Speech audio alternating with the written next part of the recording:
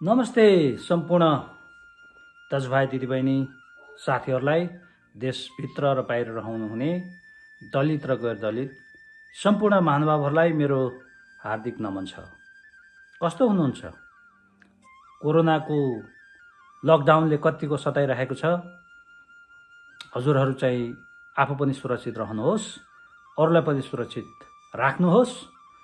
सकिन्छ भने एक माना चामल पनि बाँडेर खाएर एकअर्काको यो सङ्कटको घडीमा प्राण रक्षा गरौँ भन्ने मेरो हार्दिक अनुरोध छ। त साथीहरू, फेसबुकमा, कहिलेकाहीँ ट्विटरमा र अहिले पछिल्लो समय टिकटकमा पनि मलाई तपाईहरूले देख्दै आउनुभएको छ। मेरो नाम हो डाक्टर मित्र परियार। म यो अगाडि अस्ट्रेलियाबाट पिएचडी गरेको हुँ र बेलायतको किङ्स्टन विश्वविद्यालयमा अध्यापन गर्थेँ। तर 7 महिना पहिले म नेपाल फर्किएँ र दलित आत्मरक्षा भन्ने एउटा मुक्ति अभियान सञ्चालन गरेको छु, जुन चाहिँ मैले 1 वर्षभन्दा पहिल्यै प्लानिङ गरेको थिएँ। यो अवधिमा मैले 19वटा जिल्लाहरूका गाउँ सहरमा पुगिसकेको छु, पूर्वदेखि पश्चिमसम्म, पहाडदेखि तराईसम्म, र सबैभन्दा उत्पीडन भएको सुदूरपश्चिममा पनि पुग्ने मेरो योजना थियो। तर त्यो चाहिँ अहिले हाललाई सस्पेन्ड छ, किन भन्दाखेरि लकडाउनले गर्दा यात्रा गर्न मिलेन। तर काठमाडौँमा बसेर पनि मैले राष्ट्रिय पत्रिकाहरूमा लेख लेख्ने, कान्तिपुर नयाँ पत्रिकामा, र यो सोसियल मिडिया मार्फत नै आफ्ना विचारहरू, योजनाहरू, भिजनहरू, मिसनहरू पस्किरहेको छु। यो पनि अत्यन्तै महत्त्वपूर्ण विषय हो, कुनै पनि सङ्गठनको लागि, कुनै पनि आन्दोलनको लागि, कुनै पनि मुभमेन्टको लागि। किन भन्दा विचार नै सबभन्दा प्रमुख हतियार हो। यो कुरा हामीले धेरैले विगतका राजनीतिक क्रान्तिहरू, आन्दोलनहरूबाट बुझिसकेका पनि छौँ। र अहिले चाहिँ तपाईँहरूलाई मैले स्वागत गरिरहेको छु यो हाम्रो अफिसियल युट्युब च्यानलमा। त मित्रहरू, तपाईँहरूलाई लाग्न सक्छ एकपछि अर्को सोसियल मिडिया थपेर मात्र के हुन्छ। त्यो होइन। आज सोसियल मिडियाको जमाना हो। विशेष गरी लकडाउन जस्तो अवस्थामा सजिलो रूपमा, सस्तो रूपमा धेरैभन्दा धेरै दर्शक सामु, श्रोता सामु पुग्न सक्नु, आफ्ना विचार राख्न सक्नु, बहस र अन्तर्क्रिया चलाउन पाउनु, यो सोसियल मिडियाको चाहिँ ठुलो अवसर हो। र खास गरी हामी जस्ता उत्पीडितहरूलाई, जसको चाहिँ राष्ट्रिय मिडियामा त्यति एक्सेस हुँदैन।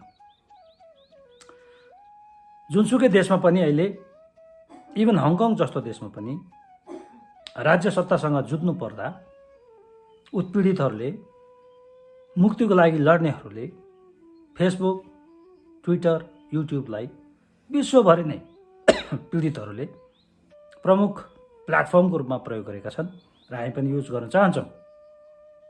त युट्युबको आफ्नै विशेषता छ। मलाई लाग्छ र मेरो आशा छ कि तपाईँहरू सबै यसमा जोइन हुनुहुनेछ, सक्रिय रूपमा सहभागी हुनुहुनेछ। यसमा हामी लामा लामा कार्यक्रमहरू, विचारहरू, अन्तर्क्रियाहरू प्रस्तुत गर्न सक्नेछौँ। यसमा मैले निरन्तर आफ्नो विचार, आफ्नो भिजन, आफ्नो मिसन विस्तृत रूपमा चाहिँ पस्किँदै जानेछु। त्यसमा तपाईँहरूले आफ्नो प्रतिक्रियाहरू, राय सुझावहरू पनि दिँदै जानुहोला। यसका साथै हामीले जिल्ला भ्रमणमा जाँदा उत्पीडनका जे जस्ता कथा वस्तुहरू देख्छौँ, त्यसलाई सकेसम्म राम्रोसँग खिचिएर जस्ताको तस्तै यहाँ प्रस्तुत गर्नेछौँ र शासक वर्गको, वाइडर सोसाइटीको, यो समाजको आँखा उघार्ने प्रयास गर्नेछौँ। त्यसै गरी काठमाडौँका र सहरका पढे लेखेका बुद्धिजीवी, प्रोफेसर, डाक्टर, समाजसेवी, प्रहरी, सरकारी उच्च अधिकृतहरू, मन्त्री, नेताहरू, उहाँहरूसँग पनि हामीहरूले उपयुक्त भेन्यूमा भेटेर समय समय उहाँसँग अन्तर्क्रिया गरेर हामीले यहाँ प्रस्तुत गर्नेछौँ। र विशेष गरी लक्ष्मी परियार, अजित मिजार, नवराज विक र उनका साथीहरू जस्ता जुन जघन्य अपराधहरू भएका छन्, दलितमाथि हिंसा भएका छन्, त्यस्तै गरी शम्भु सदा लगायतका तराईका दलितहरूमाथि जुन हिंसा, जुन अन्याय, जुन अत्याचार भएको छ, त्योसँग सम्बन्धित डाइरेक्टली वा इन्डाइरेक्टली रिलेटेड प्रहरी अधिकृत, त्यति बेलाका गृहमन्त्रीहरू, त्यति बेलाका प्रधानमन्त्री इभन सम्भव भएसम्म उहाँहरूसँग अन्तर्क्रिया गरेर किन न्याय पाउन सकेन, के गर्दा न्याय मिल्न सक्छ, तपाईँहरू किन यो दलितलाई चाहिँ नि अधिकार दिने कुरामा, न्याय दिने कुरामा चुक्नुभयो भनेर हामीले खरो प्रश्न राख्नेछौँ, जुन अरूले विरोधले राख्ने गरेका छन्। त्यसका साथसाथै हामी बहुश्रुत अन्तर्क्रिया, एरोडाइट डिस्कोर्सेस, अलि पढे लेखेको चाहिँ एउटा चाहिँ नि विज्ञहरूसँग, प्राध्यापकहरूसँग, प्राज्ञहरूसँग र अन्तर्राष्ट्रिय पनि प्रोफेसरहरूसँग र विशेष गरी अमेरिका, युके, युरोपमा दलितमा केन्द्रित भएर, नेपाली समाजमा केन्द्रित भएर रिसर्च गरेका प्रोफेसरहरूको अन्तर्क्रिया र छलफल पनि हामीले यहाँ पस्कनेछौँ। त्यसकारण यो विशेष खालको युट्युब च्यानल हुनेछ। यो अन्य युट्युब च्यानलहरू, अन्य अभियानका युट्युब च्यानलहरूभन्दा पृथक हुनेछ, विचारोत्तेजक हुनेछ र यसमा अन्तर्क्रियामा, छलफलमा सक्रिय रूपमा, अनौपचारिक रूपमा सहभागी भइदिनु हुन, यसलाई सब्सक्राइब गरिदिनु हुन, सेयर गरिदिनु हुन र यसलाई महत्त्वपूर्ण प्लेटफर्मका रूपमा, सामाजिक क्रान्तिको महत्त्वपूर्ण प्लेटफर्मको रूपमा चाहिँ विकसित गर्नलाई तपाईँहरू सबैको साथ र सहयोग मैले अपेक्षा गरेको छु। र यसो भनिरहँदाखेरि मैले फेरि दलितलाई मात्रै आह्वान गरेको होइन, छुवाछुत यथार्थमा दलितको मात्रै समस्या होइन। वास्तवमा हुन त दलितहरू सबभन्दा उत्पीडित छन्, सबभन्दा शोषित, सबभन्दा बढी जातीय घृणा, हिंसा, अपमान, अत्याचारमा परेका समुदाय हुन्, जुन 50 देखि 60-70 लाखसम्म छौँ भन्ने अनुमान छ। अवश्य पनि उहाँहरूको लागि यो प्राथमिक थलो हो, एउटा साझा चौतारी यो बन्न सक्दछ, तर उनीहरूको मात्रै यो ठाउँ होइन। किनकि छुवाछुत हरेक तहमा, सबै जातहरूमा छ। अझै पनि तामाङले छोएको मगरले खान्न, मगरले छोएको गुरुङले नखाला, गुरुङ मगर तामाङले छोएको, राई लिम्बूले छोएको पकाएको भात बाहुनले नखाला, बाहुनले क्षेत्रिनी बुहारी स्वीकार्दैन सहजै, र बाहुनैभित्र पनि जैसी बाहुन र उपाध्याय बाहुन भनेर त्यहाँ विभेद, त्यहाँ हायरार्की छ।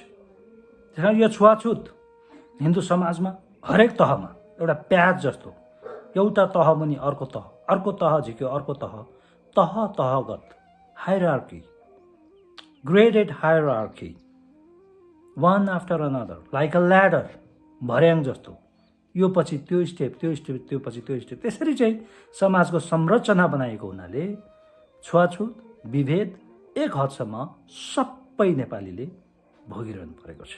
त्यसकारण यो साझा मुद्दा हो। र त्यसका साथसाथै जातीय मुद्दा भनेको चाहिँ किन पनि महत्त्वपूर्ण छ भने यो राष्ट्रिय समृद्धिसँग जोडिएको छ। किन समृद्धि हाम्रै पालामा भनेर आर्थिक विकासलाई विशेष जोड दिएर भ्रष्टाचारका विरुद्ध आवाजहरू उठिरहेका छन्, पार्टीहरू पनि बनिरहेका छन्। सबै पार्टीले केही वर्षमै तीव्र विकास गर्छौँ र सिङ्गापुर र हङकङ बनाउँछौँ नेपाल भनेर आश्वासन पनि दिँदै आएका छन्। तर त्यो एक त आर्थिक भौतिक पूर्वाधारको विकास मात्रै विकास होइन, समाजको सभ्यता, धर्म, संस्कृति पनि युग अनुसार परिष्कृत हुँदै, परिमार्जित हुँदै सभ्य बन्दै जानुपर्छ।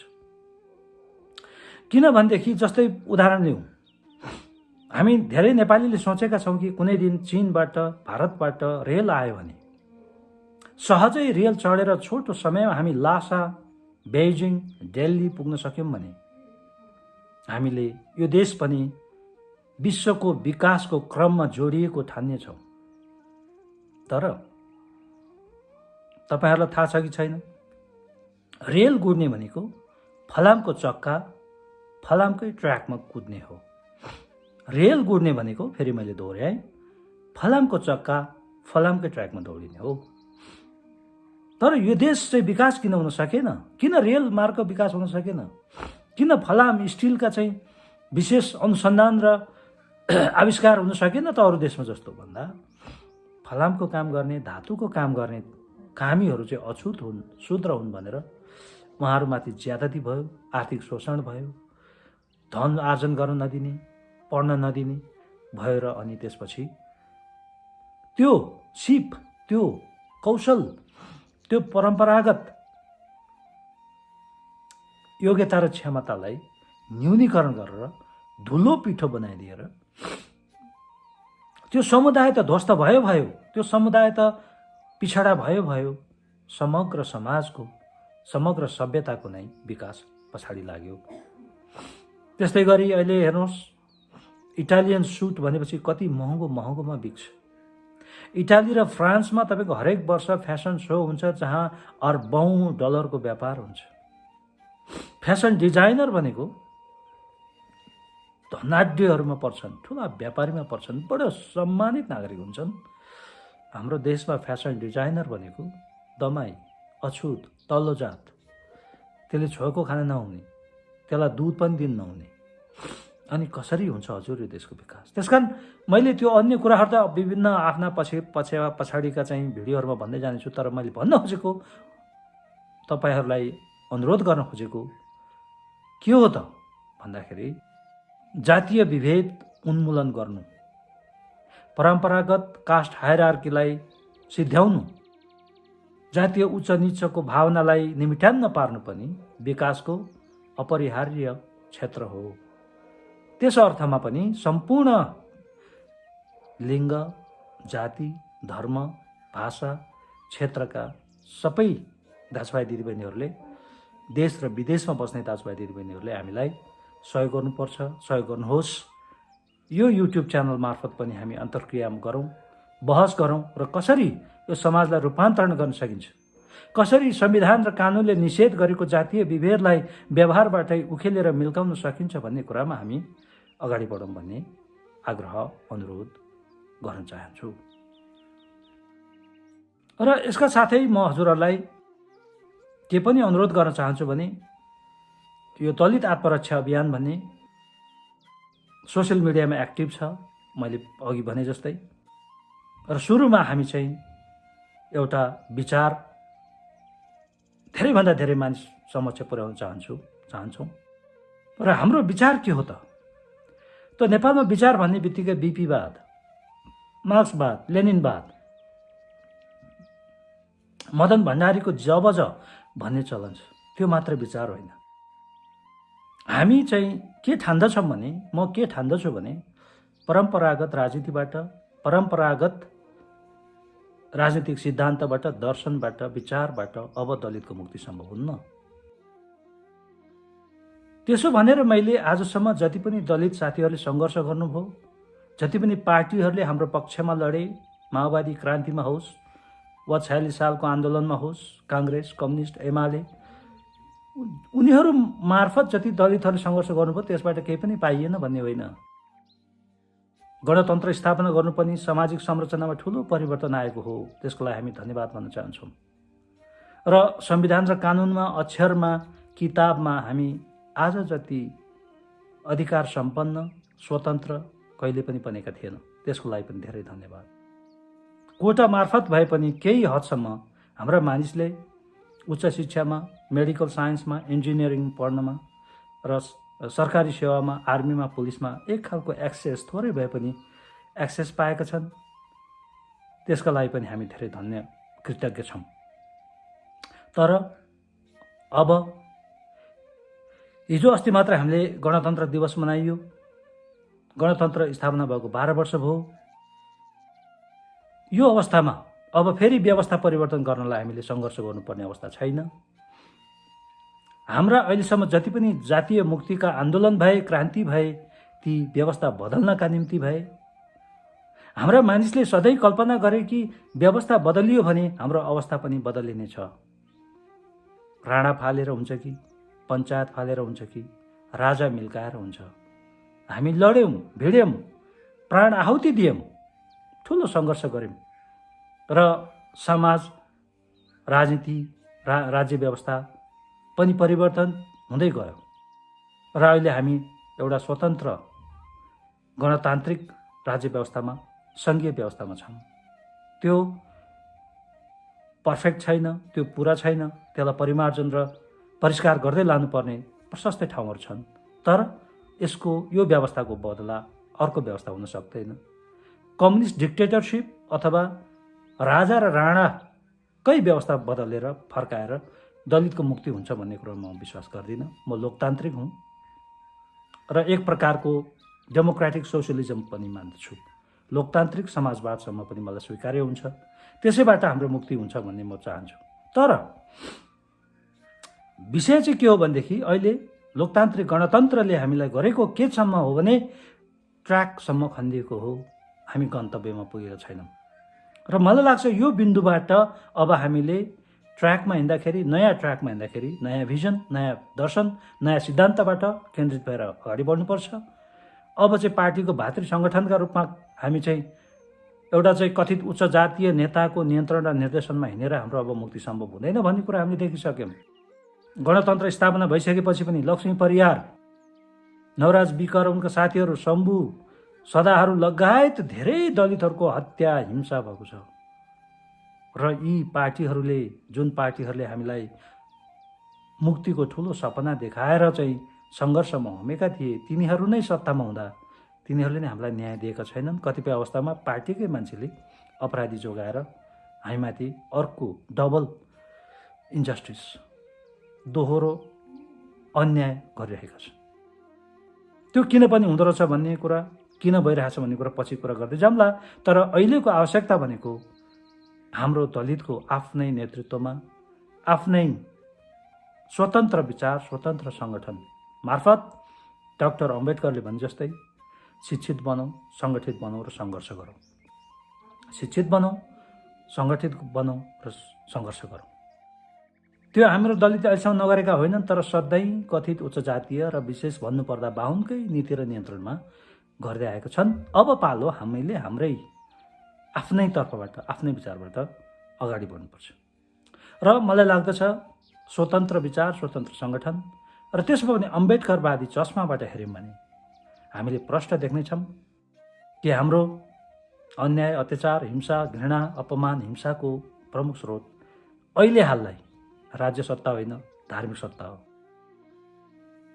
देशमा गणतन्त्र त आयो, राजतन्त्र फ्याँकियो, तर पुरानै राज्य व्यवस्था, पुरानै हिन्दू नीति नियमहरू कायम छन्। र नवराज विकहरूलाई किन हत्या गरे त भन्दाखेरि मेरो विश्लेषणमा त्यहाँका त्यो गाउँका पश्चिम रुकुमका ठकुरीहरूले देशको संविधान र कानुनभन्दा मनुको कानुनलाई, मनुस्मृतिको आदेशलाई, इन्जङ्सन्स अफ मनुस्मृति, त्यसलाई बढी महत्त्व दिए र मनुको आज्ञा बमोजिम उपल्लो जातको छोरीलाई, आँखा लाउनेलाई, बिहा गर्न खोजेलाई मार्नु भन्ने आदेश बमोजिम उनीहरू त्यही गरे। र मनुस्मृतिले भन्छ दलितलाई मार्नु कुनै पाप होइन, उनीहरूलाई दुःखै दिनुपर्छ, उनीहरूलाई खाना बस्न दिनुहुन्न, उनीहरूलाई मानवको रूपमा बाँच्न दिनुहुन्न भन्ने जुन चलन छ, घरभित्र छिराउनुहुन्न भन्ने जुन चलन छ, त्यो सर्लक्षित भइरहेको छ नेपाली समाजमा आजसम्म पनि। र कतिपय दलित साथीहरू स्वयंले पनि यो कुरा बुझ्नुहुन्न र मलाई चाहिँ नि अनेक आरोपहरू लगाउनुहुन्छ। तर त्यो केही छैन। ब्राह्मणवादी शिक्षा लिएको हुनाले तपाईँलाई मनुस्मृति अन्तर्गत मुलुकी ऐन बनेको र मुलुकी ऐनको नीति नियम नै आजसम्म व्यवहारमा लागू भएको हुनाले दलितको मुक्ति हुन सकेको छैन भनेर तपाईँहरूलाई न नेताले भनेको छ, न पाठ्य पुस्तकबाट पढाइएको छ। तपाईँहरूले बुझ्नु धेरै कुराहरू छन् र त्यो ज्ञानको चक्षु हामी उघार्दै जानेछौँ। त्यसका लागि हामी पुस्तक लेख्नेछौँ, म लेखहरू लेख्दैछु पत्र पत्रिकामा, टेलिभिजनमा अन्तर्वार्ताहरू दिइरहेको छु र यसमा पनि सबैभन्दा सशक्त रूपमा यो युट्युब च्यानललाई एउटा बौद्धिक बहसको स्थल, एउटा विचार अन्तर्क्रियाको गहन अन्तर्क्रियाको स्थल बनाऊँ र म आफ्ना विचारहरू, आफ्ना भिजनहरू, आफ्ना मिसनहरू प्रस्तुत गर्दै जानेछु। शास्त्रमा कहाँ कहाँ लेखिएको छ त विवेकका कुराहरू म त्यो पनि पस्कदै जाँदैछु। पण्डित महापण्डितहरूसँग पनि बहस र छलफल गर्नेछु। पुजारीहरूसँग, पुरोहितहरूसँग कुराहरू गर्नेछु। संस्कार र संस्कृतिले कसरी हामीलाई दलाएर राखेको छ भने सबै म कुराहरू राख्नेछु। म मात्र किन, स्वयं पण्डितहरूलाई प्रस्तुत गर्न लगाउने छु। त्यसकारण आउनुहोस्, यो युट्युब च्यानलमा एक प्रकारको लुज फोरम जस्तो बनेर सबै जातका, सबै धर्मका, सबै क्षेत्रका साथीहरू, देश र विदेशमा बस्ने साथीहरू, युरोप र अमेरिकामा बस्ने साथीहरू, इन्डियामा बस्ने साथीहरू सबै यसमा सहभागी हौँ, सक्रिय हौँ भन्ने आग्रह गर्दै तपाईँहरूलाई यो हाम्रो भर्खरै लन्च भएको दलित आत्मरक्षा अभियानको अफिसियल युट्युब च्यानलमा हार्दिक स्वागत गर्दै अहिलेलाई बिदा हुन्छु। डाक्टर मित्र परियार फ्रम काठमाडौँ। नमस्कार।